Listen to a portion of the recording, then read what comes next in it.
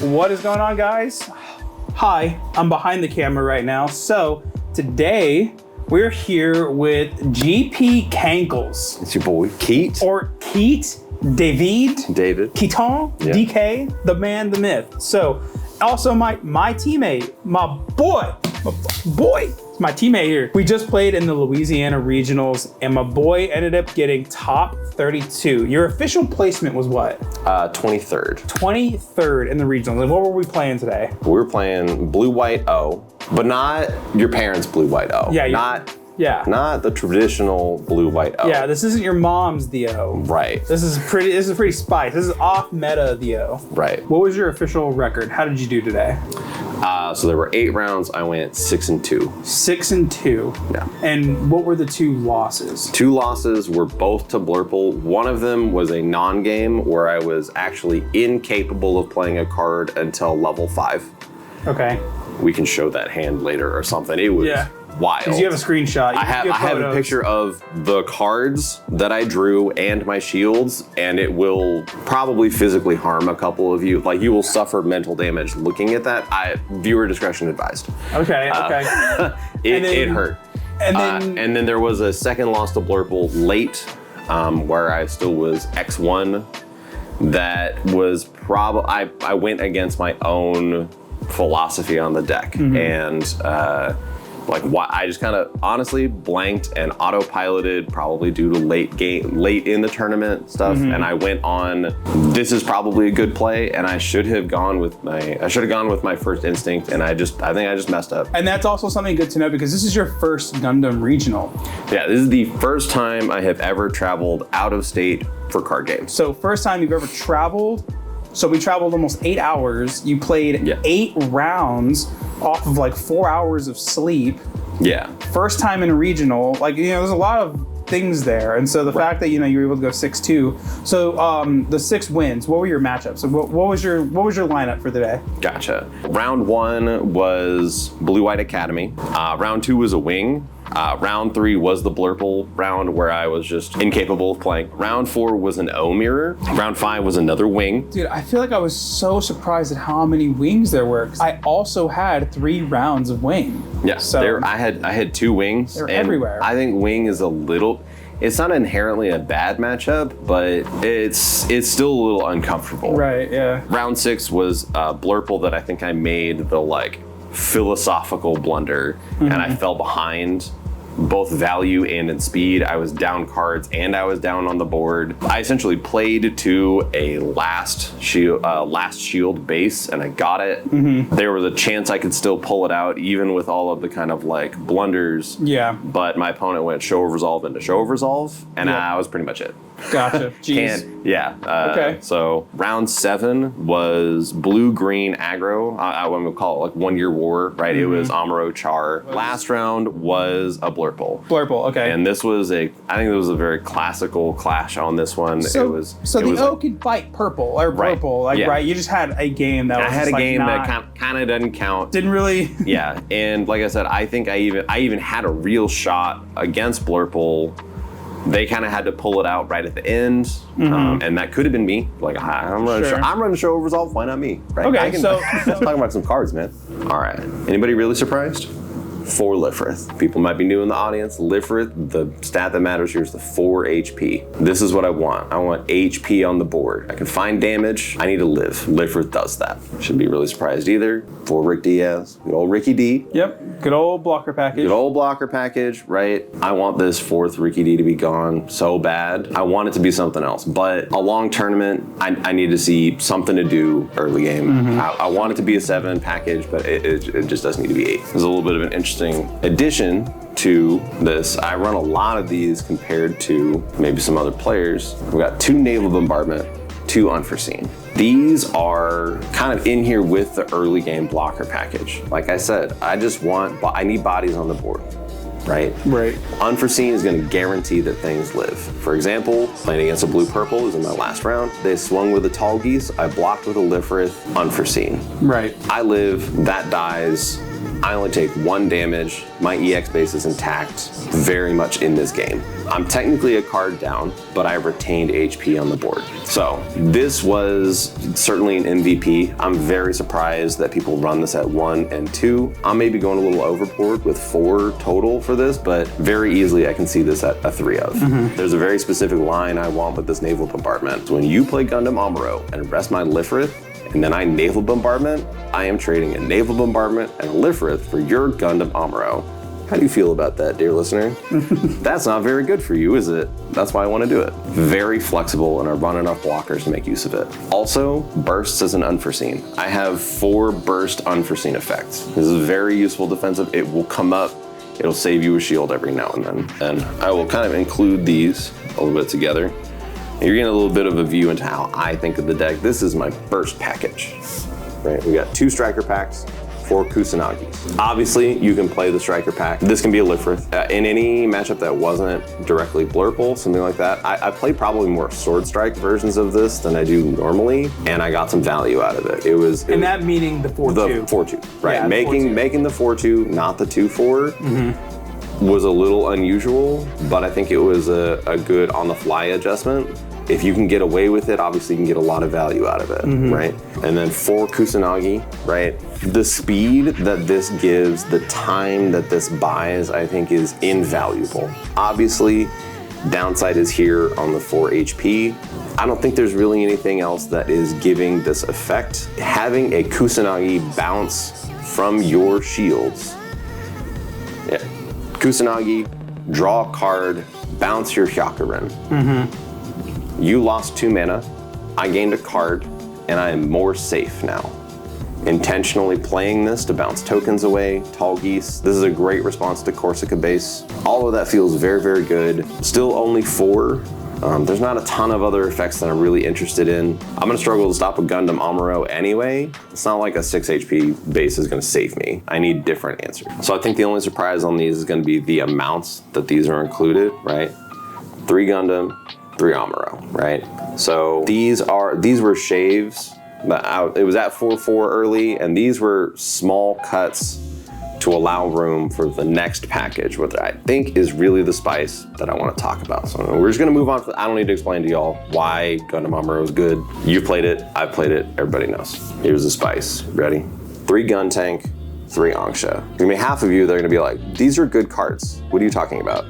These are already good cards. We know they're good cards. And then the other half can be like, you're playing Gun Tank and Angsha with the O? What? These cards give an insane amount of speed and efficiency in a deck that is sorely needing it, I think. This is what I was kind of talking about earlier. Playing 2 HP for 1 resource and an effect that can punish the most prevalent aggressive deck in the format for damaging themselves.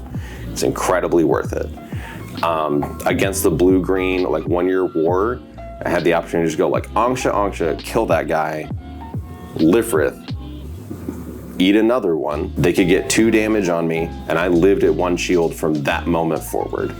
They are early game units, they are here to fight aggro, and if you play them late and get value, awesome. But you don't need help in the late game with value. You're running the O. What the deck does need help with is stabilizing early. This, I think, is a big step. Not gonna be a surprise to anybody. Again, maybe only in the amounts. 3 Ale Strike, 2 Kira. Total pilot count is 9. So only 2 Kira, only 3 Amuro, 3 Ale Strike. Perfect Strike is a card I do really like. It's very, again, more efficient for the cost. 3 cost, 4/4 blocker. We like that. That is efficient stats-wise. However, the speed and time that Ale Strike buys really can't be denied. Here's another thing that might be a little bit surprising, actually. It is not the card I am including, but the cards I'm not including. These are my only draw cards. No overflows. Only 4 show of resolve. The reason I think I get to get away with this is I lowered my curve. My average cost of my unit is much lower, so I am much more likely to be able to just draw 2 cards and play them. I want all of them. I'm a little greedy like that. I want all my cards. I want to play all of them. I like all of them. I don't like throwing them away. The reality also is that blue-white does not really have a way to utilize the trash right now. If I'm throwing a card away, it is really for real gone. This is not like a Lupus deck. is in a lupus deck where I get to get some value out of it later, right? If I pitch a card to overflow, I'm gone. It's gone. Ain't no way to get it back. That puts a lot of pressure on me to make the right decision, to put the right card in the trash. And sometimes you just can't know. There's a lot of luck. We don't need any extra variance in this game. I just want to draw my cards. I mean, no surprise here. 4 Paptimus, 4-0, 3 Masala. The reason I feel comfortable cutting the Bolinoak only on 3 Masala is, again, actually 4th Masala I would love to have, but this is, again, was kind of a shave to get all these other tech cards in. However, turns out, if you have an O and it is linked, you know what other card you want to have on the board? An O. And if you have more of them, you would like another O. So it turns out that this card, you really do want to see it in multiples. I think a lot of people were trying to run it as a 3 of and be reasonable and sane, and I think you've got to kind of just, you got to go a little overboard with the O. If you want to see it in multiples, run 4 of it. That's just how that works. And it is really powerful. A double O with pilots on them is an incredibly difficult situation to get out of. I want to put my opponent in that situation. All of that to say, I think these 2 cards really do belong in the same deck when you put them together in the right amounts. The O is an incredibly strong late game that you just have to get it there, and Gun Tank can help you get there. That's kind of all there is to it. Well, thank you. So again, for the people, just so that we can recap, you finished 23rd. 23rd. Very first regional with the O. Right. So just a couple like last closing things, which I'm sure people that are watching this are going to be super interested, because obviously with the ending of this regional, we're transitioning from GDO 3 to GDO 4. Mm-hmm. Are there any particular cards that have your interest that you might be considering throwing in the O? And if there is, what are you going to be trading out? Like if you're going to be putting new cards in, what do you think is going to be coming out for it? I think that the 6-3 Gundam, when linked, bounce Amuro back to your hand. I'm shorthanding the thing. That Gundam that can bounce Amuro back to your hand, I think can alleviate a lot of pressure in the mid game. That is a very efficient way to deal with powerful units, and it returns the best pilot in the game back into your hand. You can turn more things sideways, and your deck loves to turn things sideways. Mm-hmm. And you said 6 cost? It is level 6, 4 cost, okay. 6-3, right? So does that replace Gundam, or does that replace? It's going to be like Masala. Like I know Masala's a good blocker. Most likely, I think this is going to be in the Perfect Strike, Ale Strike slot. Okay, that makes much more active defense. I don't need to stand here and block you. I can just make you go away. Perfect. And I get to keep my Amuro anyway. Keep it for an O, right? I get to have that pair for an O, and I removed your big threat. Yeah. So I'm excited for that card. I think Graceful Demeanor is also going to be very strong. Probably in place of a lot of those combat tricks I was running, Unforeseen, something like that. Again, we were talking about we just need to buy time. And if I can put 2 of your guys, I will discard this card to essentially no effect to put 2 of your guys back on your hand. I can make up that card difference later. Yeah. I've got the O. If you play those guys, they are not safe. I just got to get there. So I think Graceful Demeanor might come in a lot of places of those things. However, I also think there's a very interesting version that might be like blue-red O. That might be another video. That'd be sweet. Okay, all right. Well, you guys gotta stay tuned for the blue-red O. Obviously, you left with a char, or no? What's the? I left with a Machu pilot. Machu pilot. Right. You got sleeves. I got the sleeves from the event. And obviously all the event packs and participating packs, etc. All those. What I didn't get was an invite to nationals. Maybe next time. We gotta get the next one. So any closing remarks, shout outs, anyone you wanna? I gotta shout out all those DFW homies. Maybe you're watching, but there were a lot of you that came out. I tried to support as many of you as you could. A lot of y'all supported me through the rounds. I had a ton of people come to check in on me, encouraging me. Y'all the best. Speaking of the DFW homies, started going to a new shop. If you're in the area and want to catch up with me, I'm probably gonna start going out to Dragon's HQ on Tuesday nights. Went out there, actually really liked the shop. Got to meet the owner, Eddie. Really cool. I liked him. I like the shop. You can definitely catch me out there. I'm still gonna be playing I play a lot of places, but I'm definitely gonna be adding that very specifically in my rotations. You want to catch up with me, ask me questions about the deck. David loves to talk, if you guys haven't figured it out in this my. episode. So like, if you just want to pick his brain, I love talking about card and games. figure stuff out. We will close down the shop talking about cards. Yeah, so you guys can go catch us, because that's probably where we're going to start playing. So yeah, catch us there Tuesday nights. All right, thank you, sir. Thank you. Congratulations on your top, dude.